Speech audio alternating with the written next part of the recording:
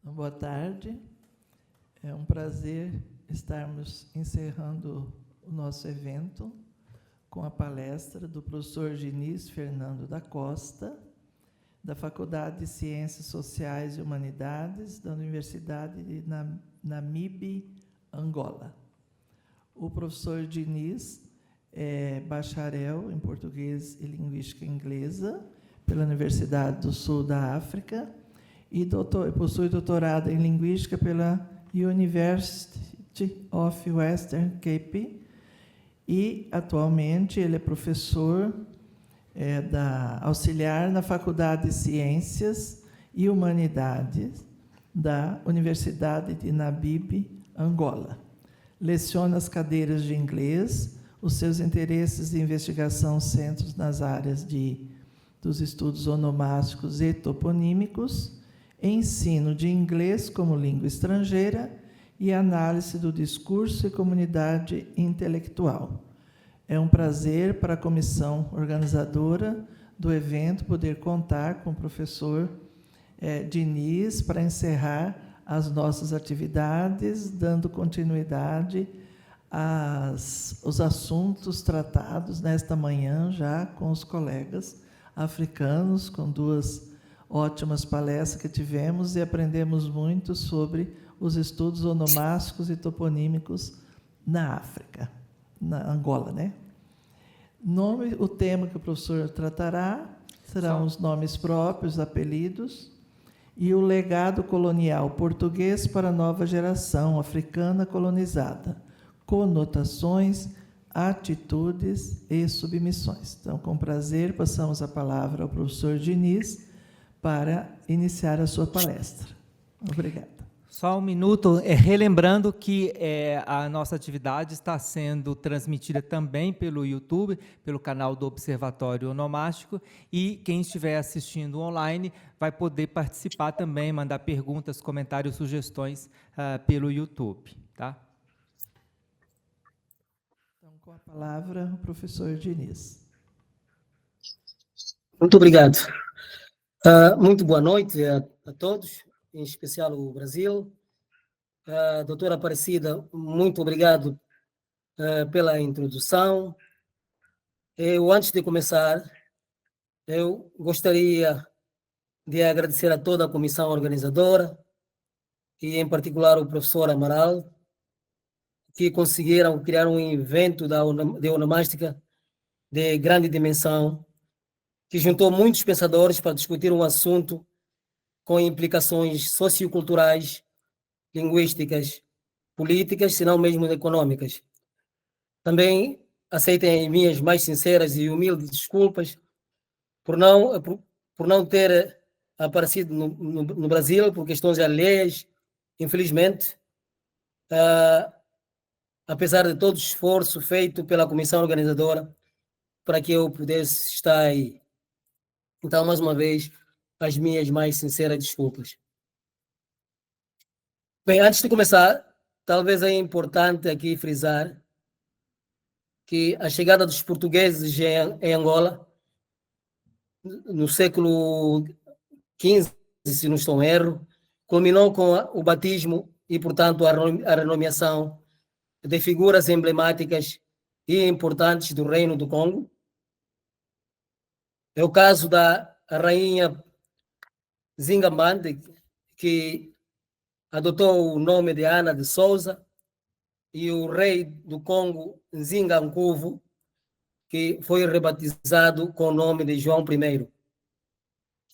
E, como se não bastasse, o fim da colonização no campo da onomástica não ditou o fim do legado sombrio, entristecedor, que roubou e continua a roubar a nova geração o ser africano, a identidade, os valores culturais e a história dos seus ancestrais, que se definem nos símbolos dos nomes. Falar de nomes coloniais como um legado forçado ao colonizado é crucial numa altura em que o continente africano começa a ciência sobre os neocolonialismos a dignidade humana e começa a dar os passos para a descolonização da mente.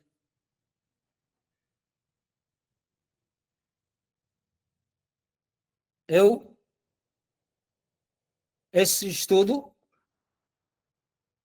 tem duas questões, e a primeira é duas questões de pesquisa.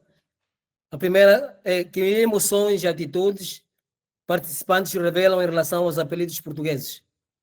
E a segunda, que possíveis razões motivam os participantes a manter ou querer renomear.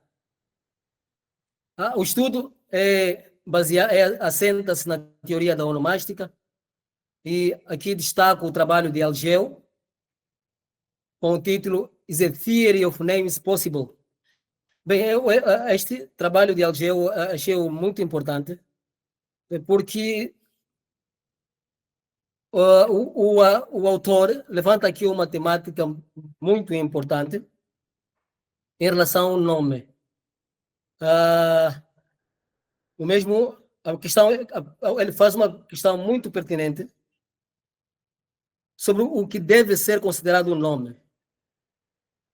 Ou será que tudo é nome?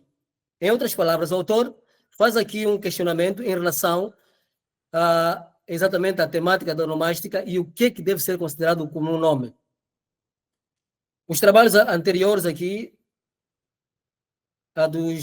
de outros apresentadores que abordaram sobre a temática da onomástica, também, direta ou indiretamente,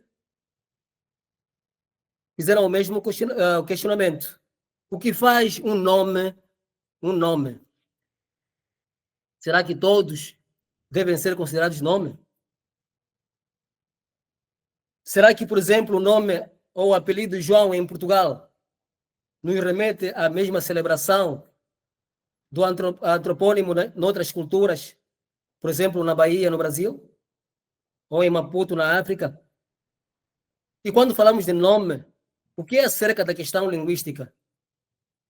Bem, estas são questões que parte da teoria o framework da teoria onomástica levanta e que também aqui tentamos considerar, levando em consideração o que o Algeu aborda. Também aqui é importante, neste contexto, falar aqui um pouco do trabalho, citar aqui o Serrote, 2015, que também faz a mesma abordagem, e que diz que cada cultura tem a sua forma de atribuir antropônimos. Assim, quando atribuímos um nome numa criança africana, adotando a antroponímia europeia, corremos o risco de infringir os princípios que regem a língua e a cultura da criança. Isso também reforça o pensamento de Telo, que diz: diz-me como te chamas e eu dir-te-ei quem és. Eu gostaria também de dizer que este ainda é um trabalho em progresso e que, como vê, adota a metodologia, os métodos de entrevista e também adota a pesquisa documental e bibliográfica. No trabalho participam seis indivíduos com idades compreendidas entre 21 a 40 anos de idade.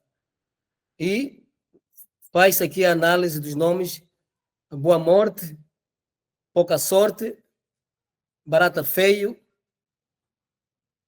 e Feio, que neste caso são 3 participantes com o mesmo nome. Aqui, rapidamente, para abordar um bocadinho sobre a etnia dos participantes, os participantes são da etnia Ovimbundo, também temos a Lunhaneca e Ovimbundo, e temos uma da etnia santomense, que em termos de desconhecido. Bem, gostaria aqui, numa nota muito breve, a abordagem sobre a etimologia, Isto foi uma pesquisa que fui fazendo, embora que não apareceu muita coisa, mas deu para encontrar aqui alguns significados. Aqui o caso do feio, que nesse caso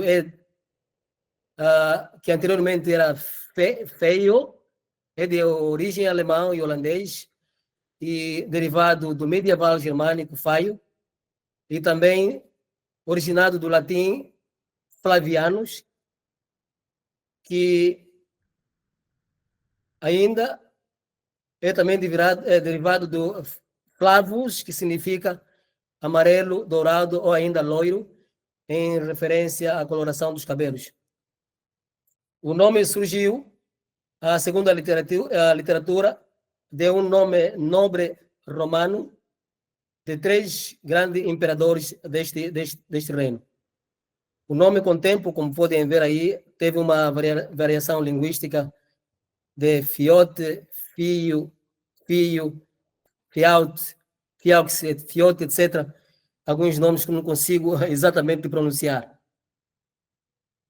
Também o caso de Barata, o nome Barata também, descendente do nome da França, que figurativamente denota algo desprezível, nojento e insignificante. O nome Boa Morte é de origem portuguesa, com raízes culturais e religiosas, possivelmente ligado à expressão simbólica que designa alguém que enfrentou a morte com serenidade, paz ou dignidade. Depois, o nome Pouca Sorte, também, tecnicamente, não encontrei registro em relação ao nome, mas, como podemos ver aí, sob o ponto de vista semântico e simbólico, trata-se de uma expressão que carrega uma conotação negativa associada a má fortuna ou infortúnio. Eu gostaria aqui de frisar que o apelido Pouca Sorte parece-nos ter aqui um equivalente na cultura bakongo, que é Lusukulu, que quer dizer o filho que ficou depois de todos os outros terem falecido. Também é o significado do nome de Pouca Sorte, da maneira que surgiu. Gostaria aqui, de uma maneira também breve e curta, apresentar aqui o testemunho dos participantes em relação à motivação ou o surgimento dos nomes. No caso da Boa Morte, que o primeiro nome é Maria, então o nome dela é Maria, tem outro nome no meio que não consegui, já não me lembro, mas é Maria Boa Morte. Ela disse que os meus pais são de origem santomense, no entanto o nome surgiu de lá. Ela também diz que tem também familiares em Portugal com esse nome. A Pouca Sorte, segundo ela a mesma diz que, segundo meu pai, o nome vem da família paterna, que surgiu em função de todos os irmãos do meu pai terem falecido, tendo sobrevivido apenas o meu pai. É o caso que eu expliquei anteriormente, desta equivalência do nome Lusukulu em bakongo, que também tem praticamente a mesma motivação. Quanto ao nome Barata Feio, segundo o participante, diz que não sei sobre o meu nome, os meus pais nunca me disseram muito acerca do mesmo. Quanto ao feio, bem, esse caso que apresento aqui, o primeiro, que não sei sobre o meu nome, também 2 pessoas, nesse caso, com o mesmo nome, feio, articularam-se da mesma maneira, que os pais não lhes deram muita informação em relação à origem do nome. Quanto ao segundo, ele disse que o meu pai, ele disse, segundo o meu do patrão branco português, do meu avô, que adoptou o nome para honrar o patrão. Então, esses foram praticamente as motivações do surgimento dos nomes aqui que estão a ser abordados nesta apresentação. Quanto à atitude, a Maria Boa Morte disse: eu me orgulho do nome. Cuia. Cuia é um calão português angolano que é equivalente ao lésbico, é agradável. Ela diz cuia porque causa impacto positivo. Parece-me ser a única nesta província. As pessoas me reconhecem rápido por causa do nome. Mas também trocaria o nome, se pudesse, por causa, nesse caso, do como é que chama, da negatividade associada ao nome. Quanto ao caso da pouca sorte, ela diz: todos os meus irmãos trocaram de nome quando tinham entre 16 e 17 anos. Agora têm somente o apelido com o nome do meu pai em Umbundo. Eu, sendo a única menina, preferi manter o nome. Me orgulho do nome.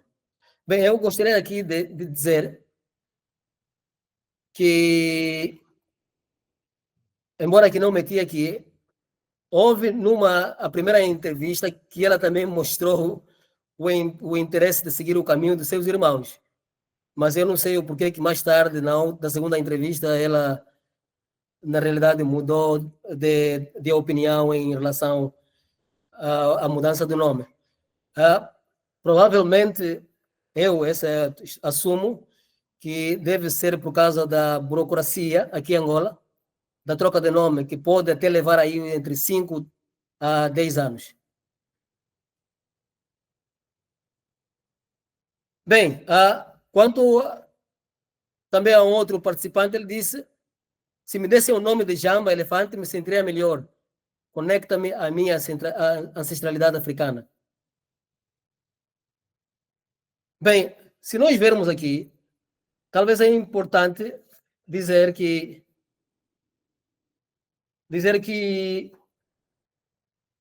há uma grande rejeição, se assim que notamos, há um grande descontentamento por parte dos entrevistados em trocar o nome. Porque muitos deles sentem que os nomes aqui, com legado colonial, na realidade, não reflete a sua cultura, nesse caso, africana. E também era só para dizer que esses são os nomes que Fucila chama de apelidos indesejáveis. Indesejáveis. Agora, é importante aqui dizer que esta vontade da nova geração contrasta exatamente o que nós vivemos nos anos 80 e 90, em que os nomes africanos eram olhados de uma maneira muito negativa e que todos nós que tínhamos nomes africanos sofríamos um bullying total, praticamente em todas as vertentes da sociedade. E, portanto, eu gostaria de dizer que eu também, na realidade, fui uma das vítimas. Em suma, como considerações finais,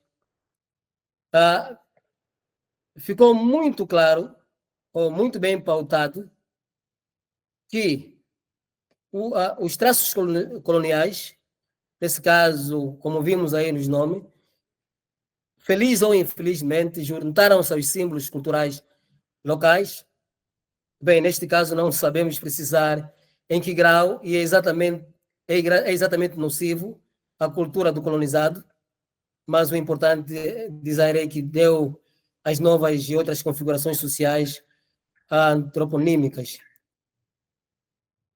Outra, a narrativa de rejeição dos resulta, na realidade, na busca de suas identidades e culturas ancestrais, como já me referi nos pontos anteriores, tentando de uma ou de outra maneira desfazer-se do seu nome europeu, aqui por muitos considerados, através dos sentimentos, como elemento que os mantém preso à sua origem imaculada. Bem, comparando os nomes abordados aqui aos africanos, também deve ficar muito claro que este último possui significados que são altamente evocativos da riqueza cultural dos povos e que todo o seu processo de atribuição é um ritual.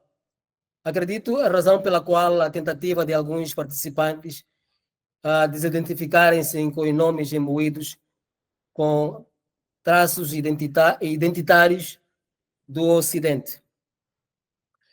Antes de terminar, eu gostaria de citar aqui um ponto muito, achei relevante, de Maestro, publicado em 1973, que diz: um dos acontecimentos mais vergonhosos é quando uma pessoa africana recebe um nome europeu. Da Pandula, e muito obrigado pela oportunidade.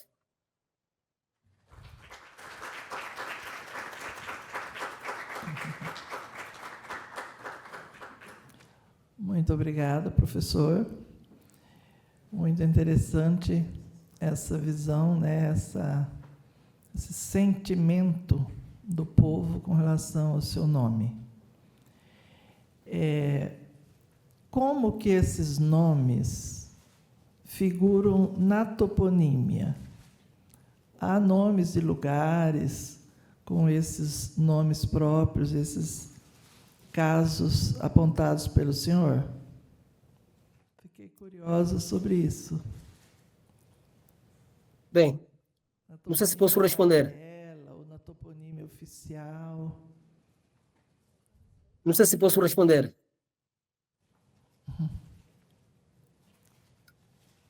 Doutora Aparecida, é uma questão? Sim, estou ouvindo. Não, muito obrigado. Bem, na pesquisa que fiz quando estava a fazer um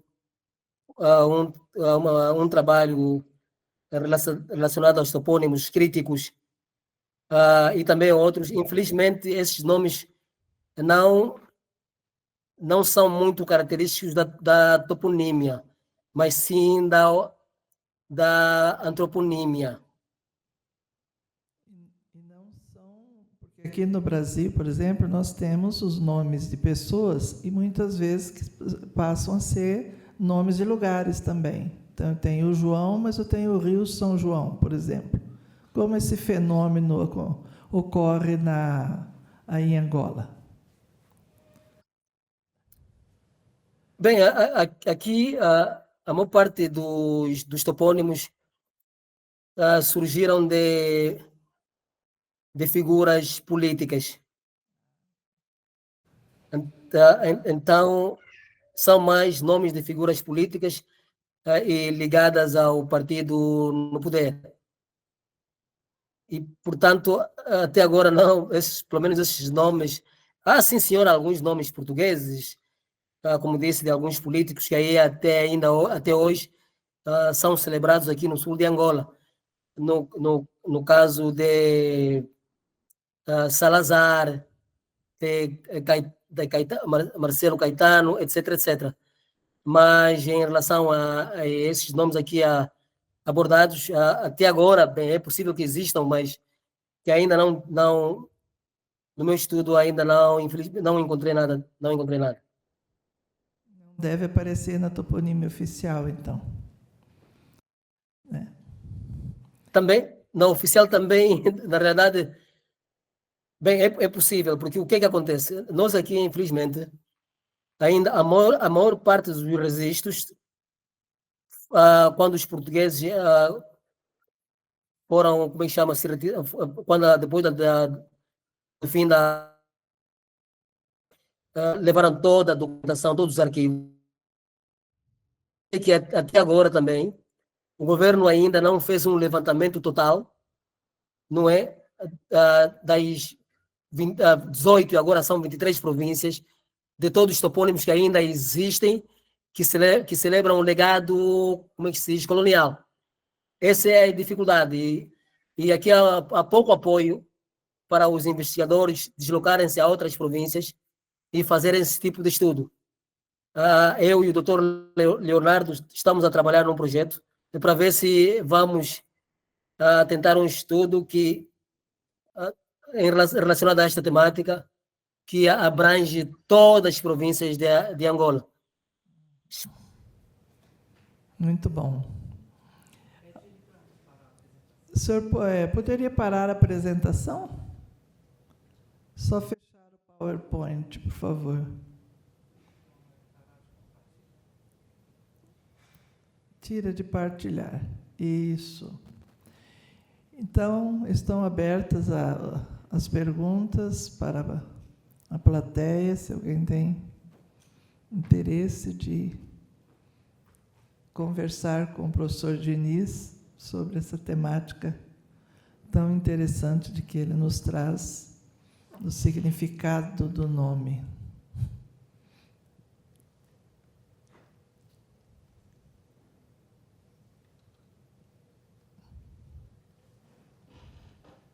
Oi.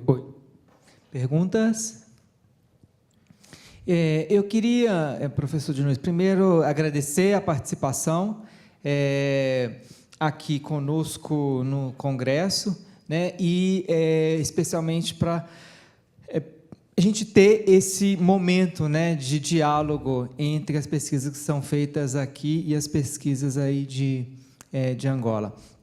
Eu queria, na verdade, retomar uma outra questão. Quando eu apresentei o trabalho na mesa anteontem, sobre nomes de pessoas trans, na hora você mandou um comentário sugerindo a ampliação desse tipo de pesquisa em comunidades africanas, comunidades angolanas, por ser também uma questão muito tabu aí. Você podia falar um pouco mais sobre a sua percepção a respeito desses nomes? Né? Não sei se tem algum estudo, alguma pesquisa, mas qual que seria a sua percepção sobre esses nomes aí em Namibe? Muito obrigado. Bem, o que acontece é que aqui ainda, infelizmente,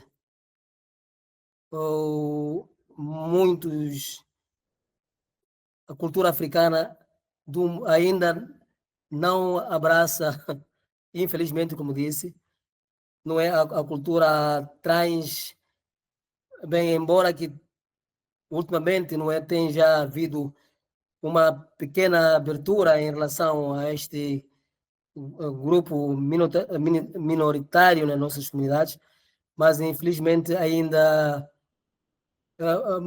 muitas pessoas trans têm a tendência de ficarem ainda naquilo que nós chamamos de nos seus cantos, e portanto também há muita, não, infelizmente ainda não li, não me deparei com um trabalho de um pesquisador angolano, ou talvez de fora, que fala um pouco sobre essa temática.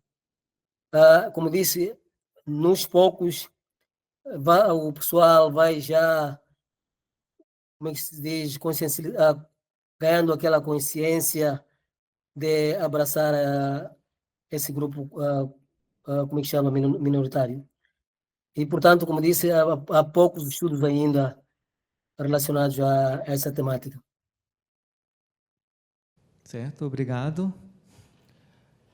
Professor, o senhor mencionou as dificuldades de atualização, as decisões do poder público, de investigar a toponímia, de atualizar a toponímia oficial, né? Essa problemática que o senhor mencionou.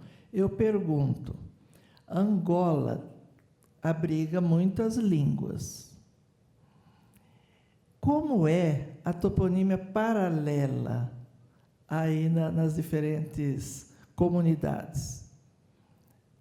As pessoas nomeiam o rio, o caminho, com nomes da sua língua, em detrimento à língua portuguesa?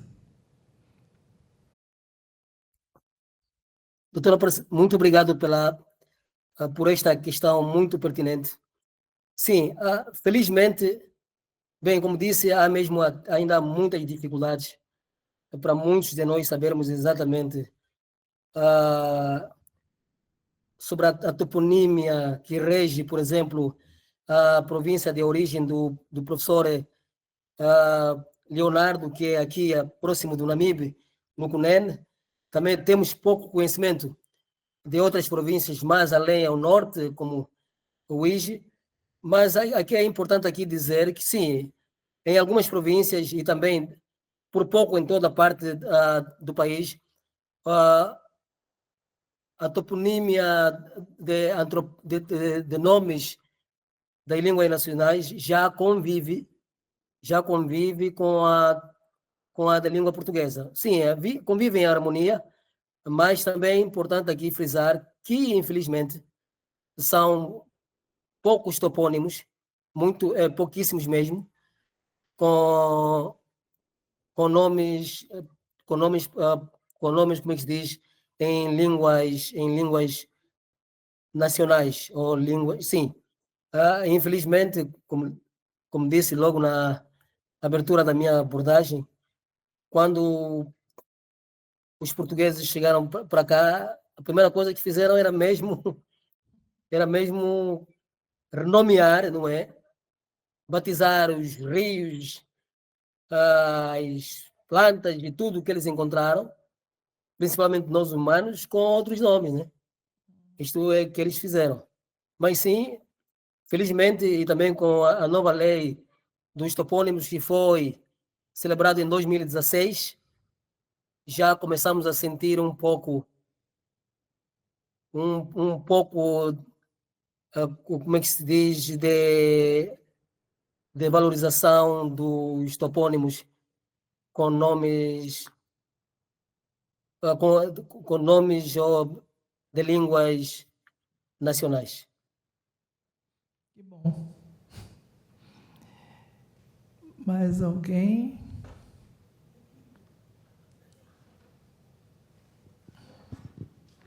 Vamos ouvir o colega.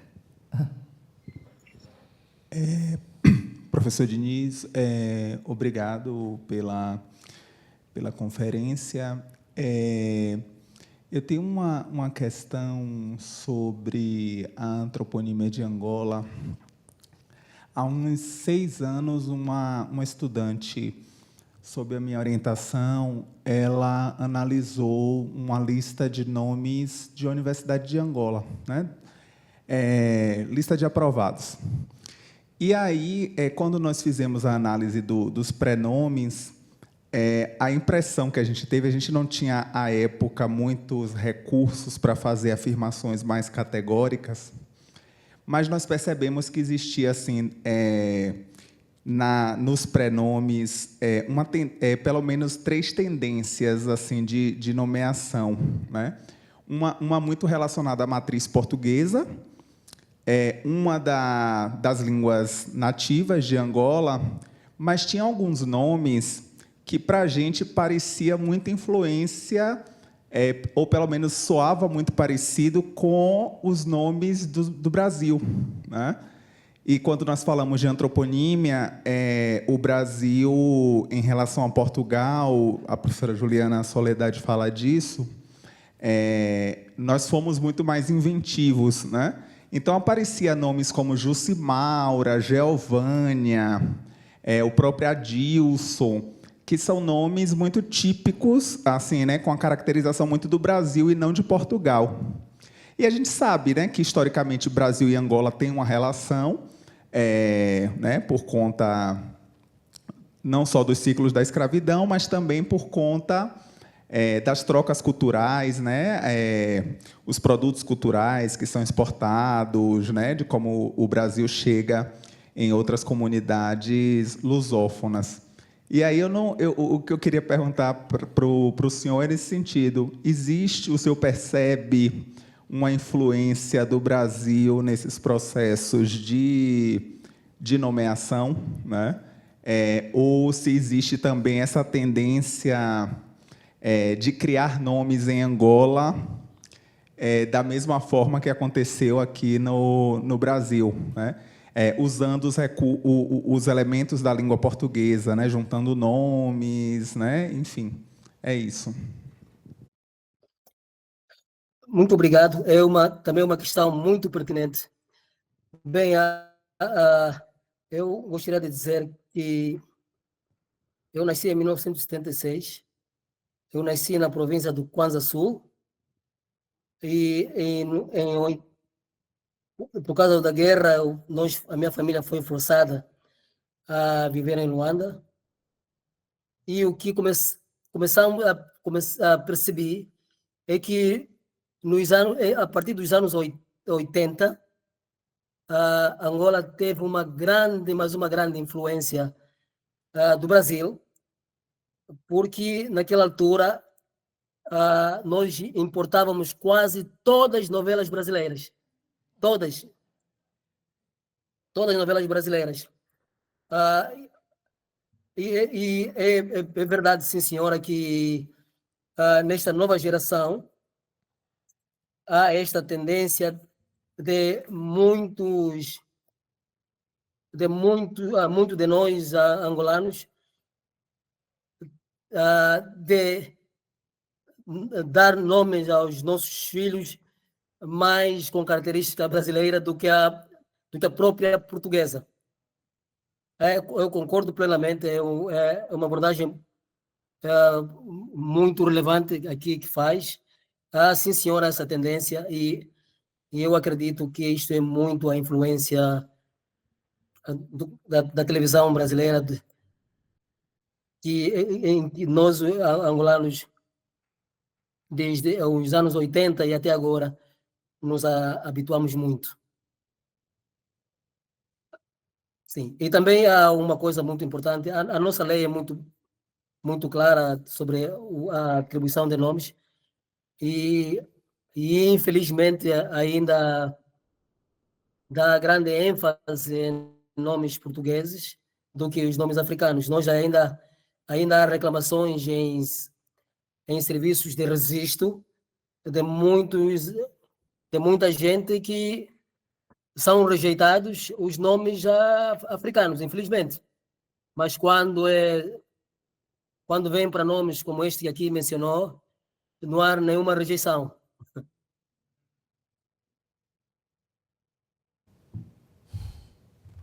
Mais alguma pergunta, alguma colocação da plateia?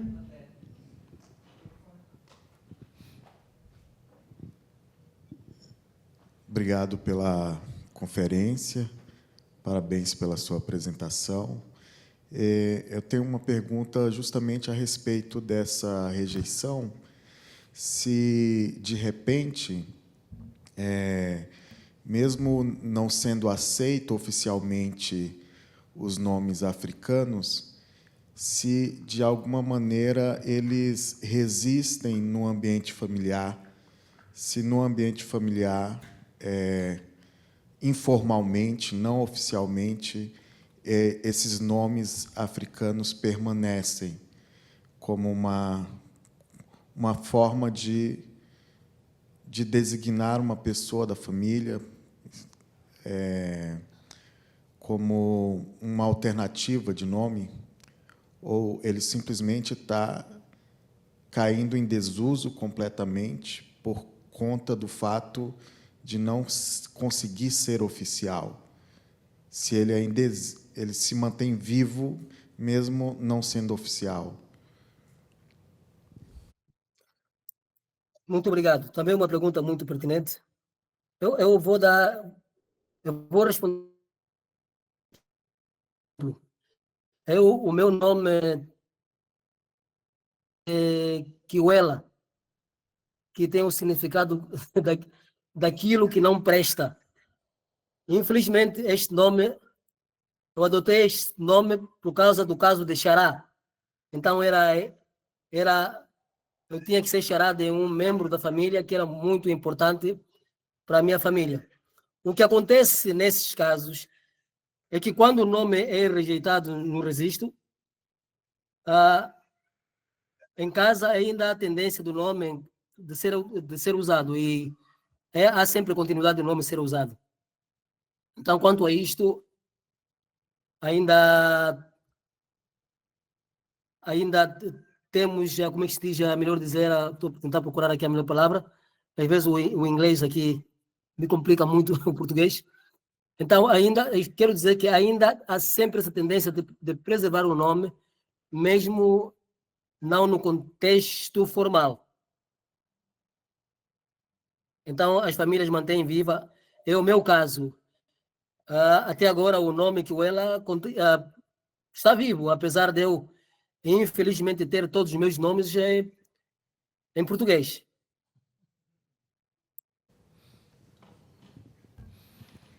Mais alguém? Professor, sobre o registro, né, que o senhor está mencionando, também é uma pergunta contrastiva aqui com o nosso sistema, que a gente herdou também de Portugal, e temos a tradição, né, de um prenome, ou um prenome simples, ou um prenome composto, seguido de um sobrenome, muitas vezes da mãe, depois um sobrenome do pai. Bom, isso é uma tradição, mas que vem sendo alterada nos últimos anos, né, pela alteração das normas com relação aos nomes. Oficialmente, aí, como que esse registro, né? Qual que é a liberdade que os pais, as mães têm na hora de registrar os nomes dos filhos com relação à composição, aos elementos que vão compor o nome? Praticamente a nossa lei também funciona como aqui mencionou. Embora, como aqui mencionou.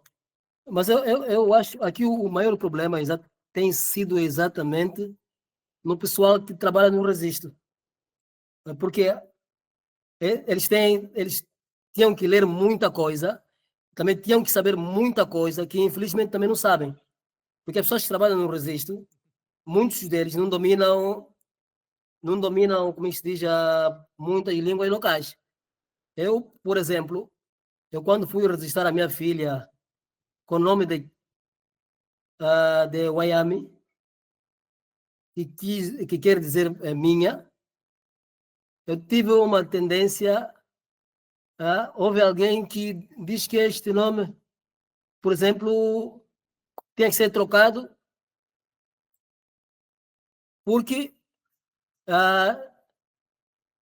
era o nome de rapaz, era só nome de rapaz, o que na realidade não era o caso.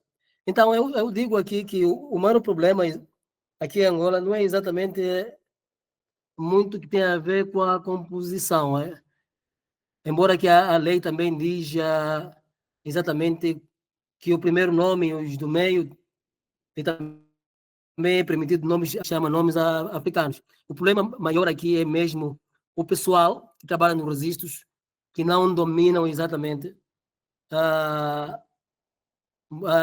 as várias culturas aqui de Angola,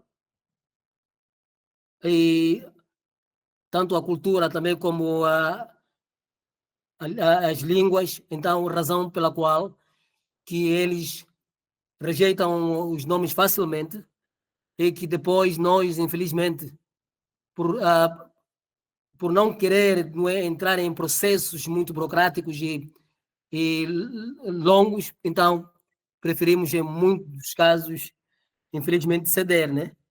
Para tornar o processo de ter a cédula de registro mais célere.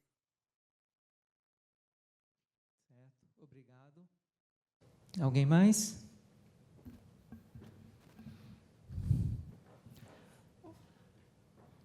Mais Parece. alguém?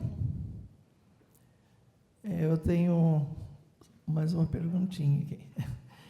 O senhor mencionou a dificuldade de registro de uma criança com o nome desejado pela família por dificuldades apresentadas pelos cartorários.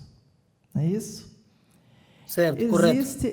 Existe já em Angola, e talvez, se não existe, seria talvez algo interessante em termos de política linguística, de vocês organizarem listas dos nomes de pessoas, porque vão se perdendo, né? Os nomes de pessoas em cada língua, não um dicionário, mas pelo menos o nome e de que língua é, porque é um documento que depois as universidades, os pesquisadores podem dar continuidade, quem sabe até surgirem daí dicionários de nomes africanos, antes que eles se percam, né? Há alguma iniciativa nesse sentido já em Angola, em alguma universidade? Que são quantas línguas, mais ou menos, são faladas em Angola? Que são muitas, não é? Sim. Doutora Aparecida, muito obrigado pela questão. Uma questão também muito pertinente. Bem, na realidade, eu, quando fui registrar a minha filha, eu pude perceber que os cartórios já têm uma lista, exatamente, de alguns nomes. Mas aqui a questão é, desses alguns nomes, são quantos nomes? Os poucos nomes que eles têm também refletem mais aquelas línguas que já têm um estudo avançado, como no caso de Quimbondo, Umbundo, Kikongo, mas ainda numa vasta gama de muitos grupos étnicos que estão, porque diz que aqui fala-se entre aí 40 línguas. Há muitas das línguas que tecnicamente não são documentadas. Até documentadas sim, mas até aquele extremo de a gente perceber muito sobre aquela língua. E aí está o problema.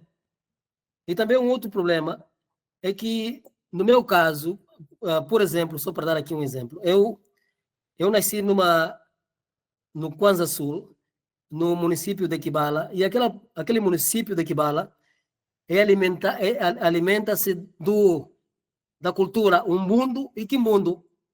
E desta fusão surgiu algo que é totalmente dos quibalenses, que é a língua Ngoia. E da língua Ngoia, com certeza, surgem nomes que também, até certo ponto, não são Quimbundo nem Umbundo. E aí, acredito que aí está o problema. Mas, deixe-me dizer que, na realidade, já também me deparei com muitos dicionários, não é? Escritos com nomes em Quimbundo e Umbundo, e também alguns estudos com nomes de Kikongo e etc. Mas, na realidade, até agora, ainda, na realidade, o que foi avaliado não cobre nem metade, como é que chama, das línguas aqui faladas, infelizmente. E aí, acredito que tem surgido a maior parte dos problemas. É uma boa sugestão, mas isso só talvez funcionaria em pleno caso se fôssemos mais inclusivos de outras culturas e também outros grupos etnolinguísticos. Enquanto isto não acontecer, infelizmente, vamos continuar a ter estes problemas. Uma questão de política linguística, né? Exatamente. Eu até... Não só do vocabulário comum, mas dos nomes de pessoas, famílias, né? Das várias etnias, das várias línguas, né? Exatamente, doutora. Aí onde está o maior problema. Eu, por exemplo, nós fizemos aqui naquela altura, não é, em 2022, houve aí uma corrente, não é? Depois do término da Guerra Civil, uma corrente que lutava para que mais línguas, não é, fossem valorizadas, ao exemplo da África do Sul, não é, que adotou 11 línguas. Infelizmente, não funciona até agora. Dilema, não é? Mas é um desafio para as universidades, não é? Para os pesquisadores. Por acaso. Desafio, porque E tomamos uma boa nota, porque tem diferença de um documento desse tipo, que não seja nem um dicionário, mas uma lista de nomes, feito por pesquisadores, pelas universidades e feitas pelos cartorários, por alguém que não tem esse conhecimento linguístico, né?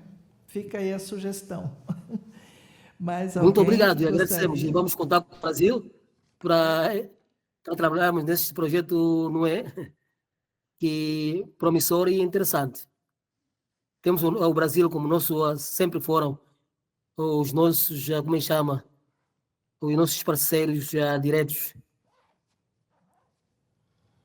Mais alguém? Não?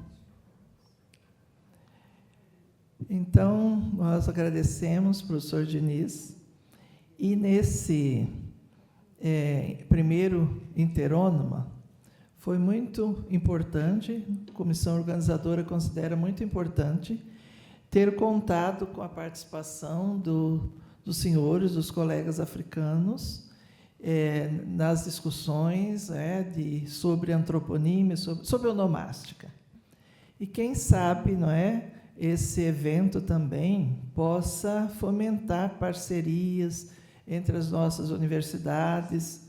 Nós temos uma herança muito rica no nosso léxico de base africana, por condições históricas, e estão dicionarizados nos dicionários de língua, mas parece que carece muita coisa de estudo ainda em termos de antroponímia. Então, fica aí um desafio, não é? Para as universidades africanas, brasileiras, pensarem em dar há universidades, por exemplo, a Universidade da Bahia, há universidades que já se dedicam muito a essas pesquisas, porque têm mais influência, né, da cultura africana nesse, por exemplo, a Bahia, por exemplo.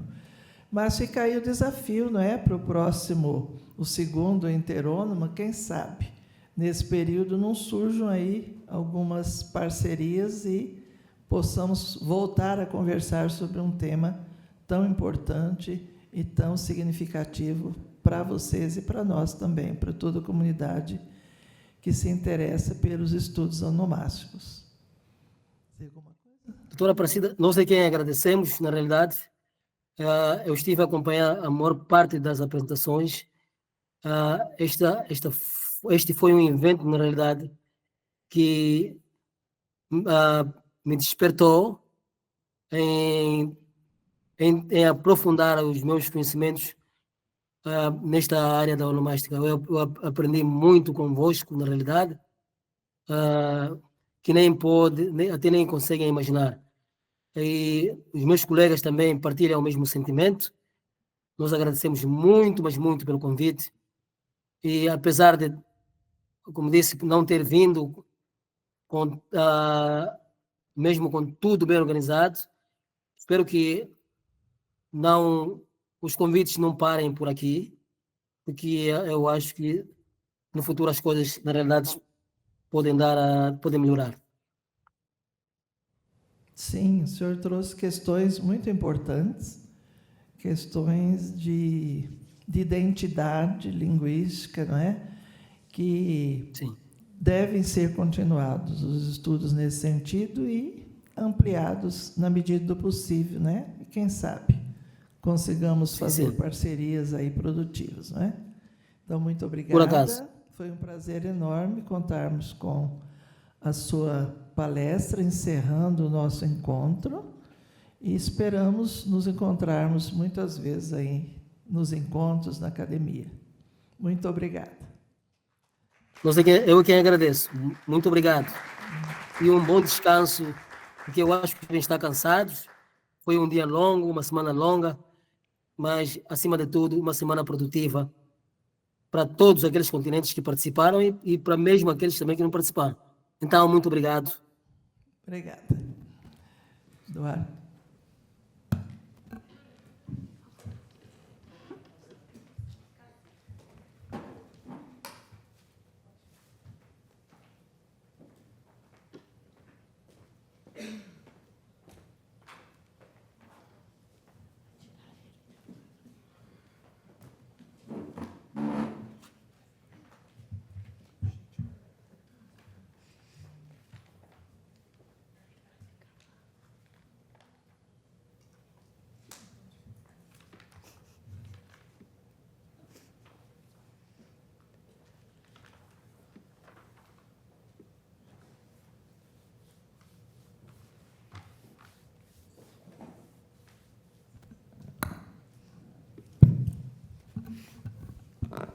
Estamos terminando.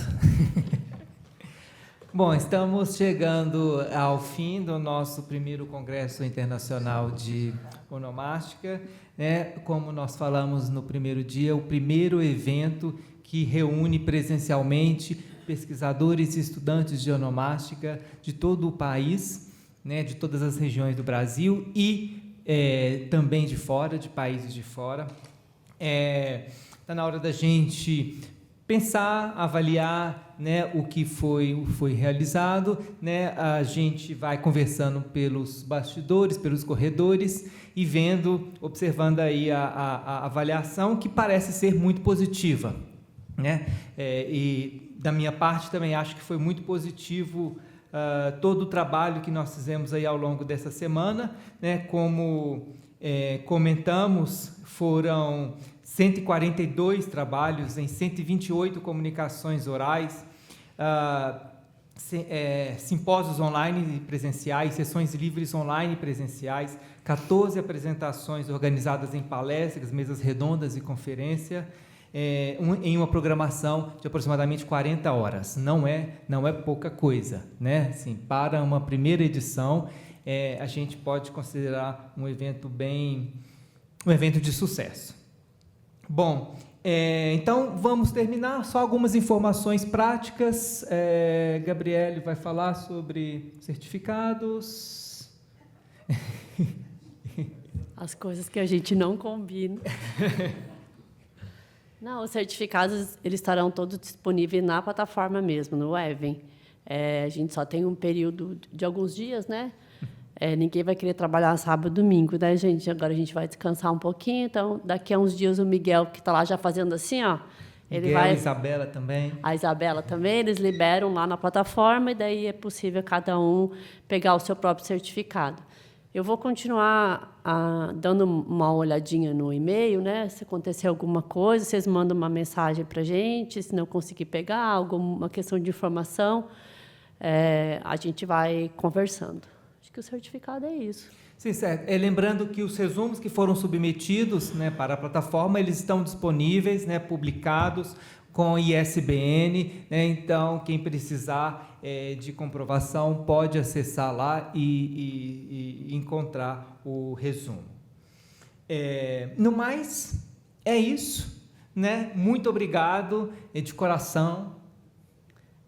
O professor Diniz resumiu, né? Foi uma semana longa, mas foi muito produtiva, eu tenho certeza disso, tanto em relação aos trabalhos quanto às parcerias, as novas parcerias, as conversas que a gente fez aqui também pessoalmente. Isso, então, muito obrigado de coração, agradeço aos colegas da comissão organizadora novamente, né? Agradeço a todos os membros do Observatório, os que já faziam parte, aos que estão se integrando, né? Aos ouvintes e participantes presenciais e online, todo mundo que esteve aí com a gente ao longo dessa semana. Aos monitores. Aos monitores também, muito obrigado, assim, colaboraram bastante ao longo da semana. Os tradutores e intérpretes. Aos tradutores e intérpretes também, que fizeram um trabalho excelente, tá? Os materiais também ficarão disponíveis para consulta, os vídeos ficarão disponíveis para consulta com interpretação em Libras. Eu acho que é um produto muito bom que a gente está deixando para a comunidade, para a sociedade, né? E também obrigado às instituições que fomentaram esse evento.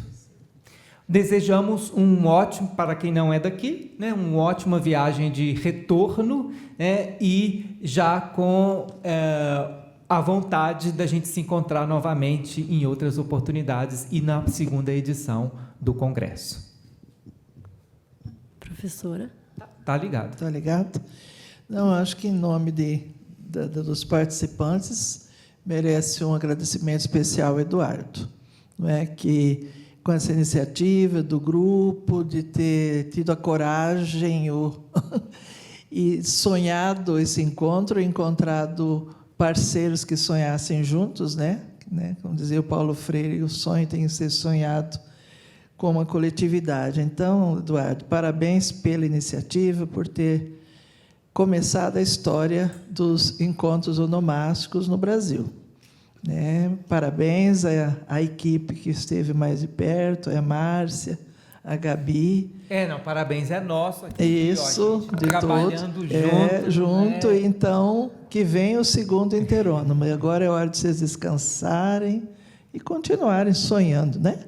É bom. E a gente entra junto.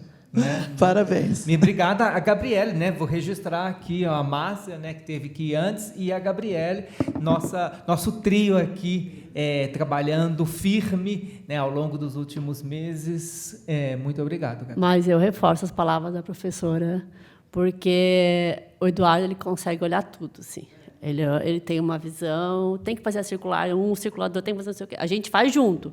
Mas ele que tem tem uma capacidade de liderança muito boa. Muito bom trabalhar com você. Eu tento, né? Às vezes falha alguma coisa, né? Fica faltando uma coisinha aqui, uma coisinha ali, mas a gente tenta fazer o melhor, né? Foi tudo lindo. Dentro do possível, foi tudo perfeito. Tá bom, gente. Muito obrigado. Obrigada. Bom final de semana e até a próxima.